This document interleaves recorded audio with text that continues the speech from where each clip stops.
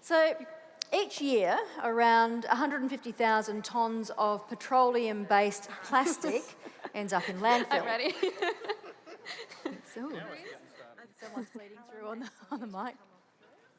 And that's just from common household cling wrap. But Jordy and Julia Kay have found a solution, developing the first compostable cling wrap using potato skins, which would have been wasted. So it's a simple and really effective solution fighting food waste and driving sustainability. So please welcome Jordy and Julia. For the past decade, we have been living through a materials revolution. Energy, transport, and agriculture are rapidly changing, yet plastic remains the same. We knew that the technology existed to convert the world's waste into more sustainable products that companies could economically benefit from too. In 2020, we began working with Monash University to create revolutionary alternatives to plastic that could disrupt the world of packaging. GreatWrap is a compostable stretch wrap made with potato waste. This world-first innovation is a part of our 10-year vision for a planet where plastic doesn't exist. Since our launch in 2019, we've grown significantly and established a state-of-the-art manufacturing facility in Victoria. We now proudly manufacture the only compostable stretch wrap made with food waste for businesses and homes around the world. Next year, we will complete the final stage of vertical integration by commissioning our biorefinery. Potato waste will be received and converted into stretch wrap within a few days. Our technology creates home compostable materials and marine degradable stretch wrap too. Our plan is to not only get rid of petroleum plastic, but to have all forms of packaging made from waste and completely break down in every environment, from the compost to the ocean.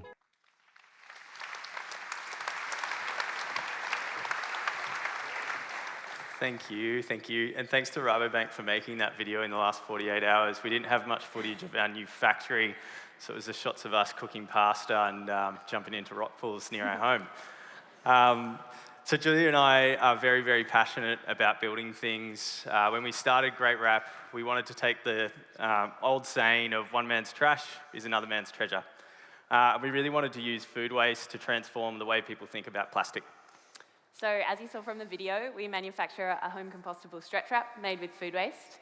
How does one go about doing that? For us, obviously, no background in packaging, we went to the food innovation team at Monash University. There, we were able to partner with them and develop our formula. Once we had this sort of nailed, we decided we'd set up our own pilot manufacturing facility on the Mornington Peninsula. Turns out there's a lot to learn about manufacturing, and it's a lot harder than we thought, but we were able to do that, and we were also able to launch with our product. Off the back of this launch, we were really lucky to get some media coverage, also thanks to our team. Maddie did a great job of that. She's here today.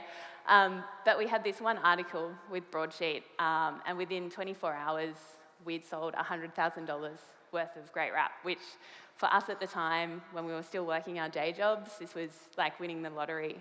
We really realised that what we were doing was meaningful and people cared about it.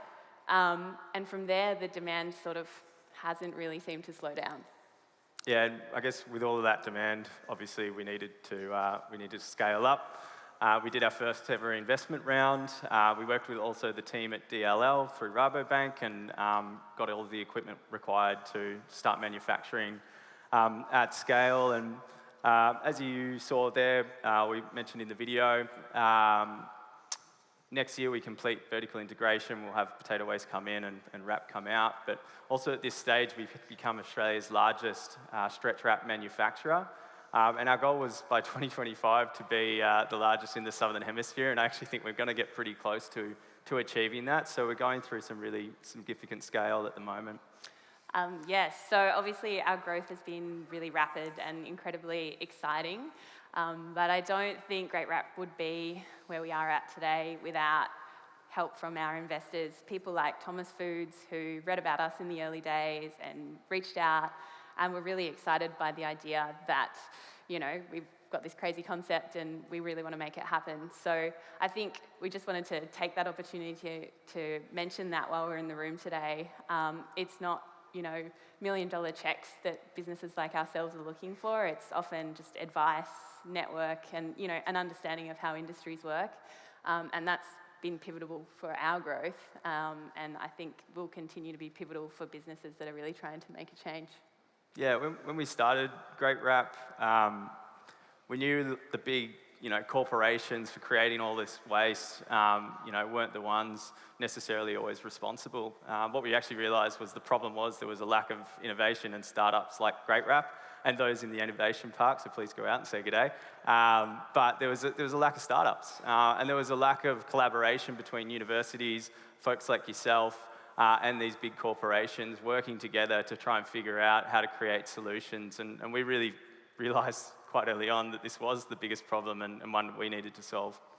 Yeah, I mean, since scaling up, we've just, off the back of this, seen so many of these big brands and corporations reach out to us and just kind of want to come and understand what we're doing. And the really interesting takeaway from all of this is that they've essentially demonstrated that it's not that businesses don't want to change.